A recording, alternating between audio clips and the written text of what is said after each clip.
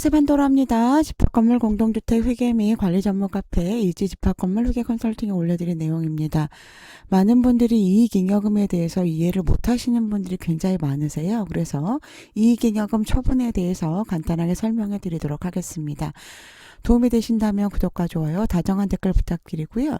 저희가 결산이나 이번에 1월 10일 날 결산 교육 할 거예요. 연말정산과 결산 교육 할 거니까요. 여러분들 교육 받으러 오시면 좋을 것 같고요. 이거는 거기에 있는 결산에 대한 내용 중 일부입니다. 자, 여러분 이익잉여금이라는 거는요. 돈이 남아있다는 거죠. 그래서 이익잉여금 공동주택의 경우에는 전액 처분하도록 되어 있기 때문에 미처분 이익잉여금이 남아있으면 안 됩니다. 자, 그러면 이익잉여금 처분을 위한 연도이율을 먼저 할 건데요. 여러분들이 보시면 여기 이렇게 연도이율을 누르면 당기순이익 처분이라고 나올 거예요. 이거는 실제로 현재 발생한 요 금액은 현재 2025년 12월 31일 현재 발생한 당기순이익이에요. 즉, 그해 연도 수익에서 비용을 뺀 금액이라는 이야기입니다. 그래서 이 당기순이익을 연도 이월하기 위해서는 여기 밑에 있는 계정 과목으로 변경을 해야 돼요. 왜? 당기순이익은 수익이잖아요. 수익 대 비용이잖아요. 그래서 이게 넘어가면 안 되죠. 그래서 이 부분을 순자본으로 넘기겠다라는 거죠. 순자산으로 넘기겠다라는 얘기죠. 순자산으로 넘기겠다는 얘기죠. 그래서 어디다 쓸까 고민을 많이 하시는데요.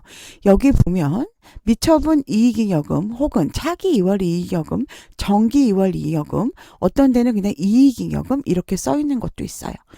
그것은 자, 여기 보시면 전년도에 차기 2월 이익잉여금, 즉 처분하지 않은 금액은 다음 해 연도, 당해 연도에 정기 2월 이익잉여금으로 넘어갑니다. 그래서 저는 이 부분을 그냥 정기 2월 이익잉여금으로 쓰거나 아니면 이익잉여금이 있다면 이익잉여금 혹은 차기 2월 이익잉여금이나 미처분 이익잉여금이 있다 그러면 그 계정 과목으로 기재를 합니다.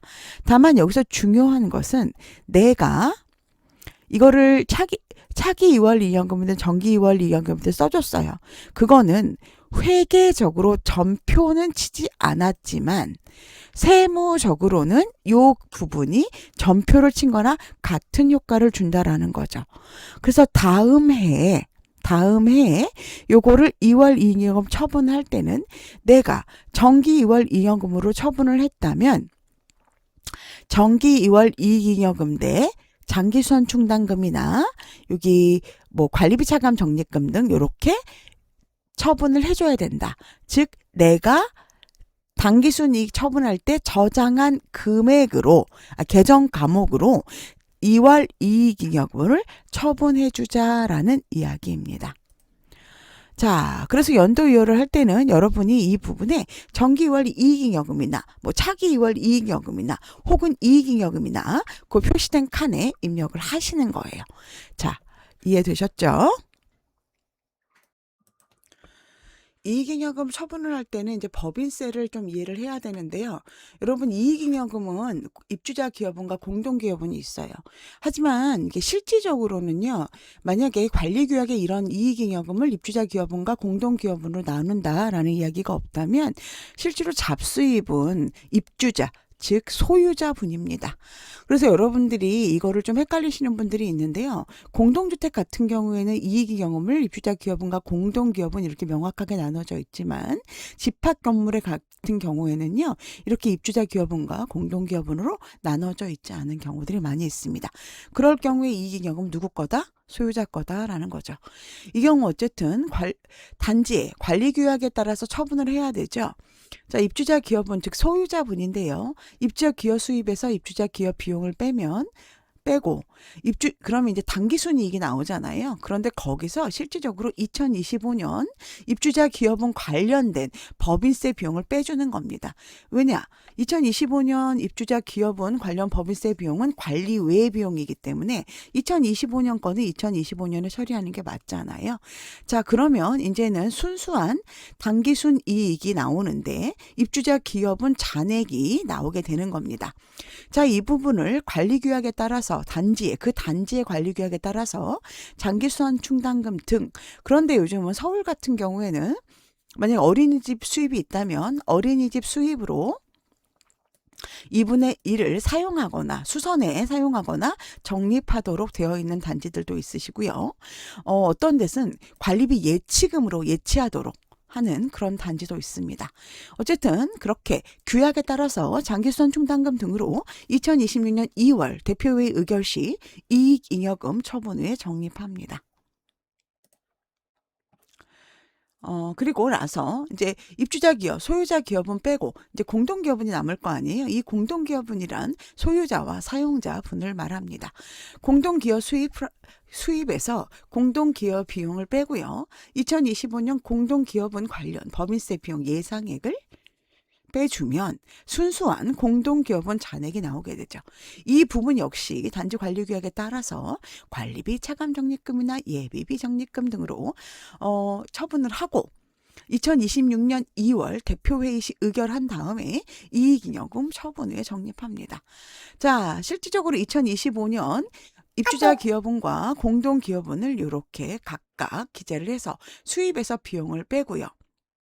먼저 사용한 비용들, 우선 지출 항목이라고 합니다. 우선 지출 항목들을 이렇게 빼주는 거예요. 그러고 난 다음에 여기 법인세 예상액, 2025년분에 대한 법인세 예상액을 계산해서 여기다 넣으면 순수한 금액이 나온다라는 거죠. 수익에서 여기까지 법인세까지 뺀 금액을 빼주면 순수한 당기순이익이 나오고 요 순수한 당기순이익으로 이익잉여금을 어떻게 처분할 것인지까지 넣어주는 것이 법인세에 관련된 내용이고 결산에 이렇게 표기해 주셔야 한다라는 겁니다. 공동기업은과 입주자 기업은의 수익과 비용을 나누고 거기에 법인세까지 빼준 후에 그 나머지 차액으로 관리규약에 따라서 이익잉여금을 처분해 주는 겁니다. 자, 법인세 계산은 여러분 그래도 상대적으로 예산보다 쉽습니다. 왜냐하면 세무 프로그램 회사나 세무사 등 각자 업체에서 법인세를 계산해 주기 때문에 그렇습니다. 내가 계산한 금액과 일치하는데 반드시 확인하시고요. 그 금액을 빼고 순수한 당기순이익을 남겨주면 됩니다. 2025년도에는 저희가 1.5억 미만인 경우 2억인가요? 1.5억 미만인가요? 어쨌든 대부분 단지가 그러죠. 그럴 때는 법인세는 9%, 지방소득세는 10%로 9.9%로 계산해 주시면 됩니다.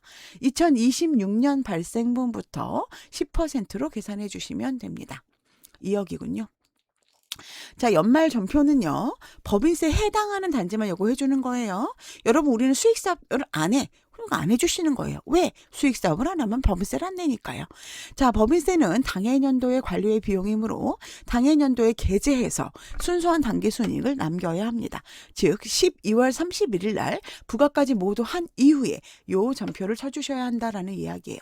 즉 법인세 비용 내가 낼 금액과 내가 낸 금액, 선납법인세와 선납조민세를 비교해서 법인세가 더 많다면 내가 앞으로 내야 할 금액인 미지급금으로 표기해 주셔야 하고요.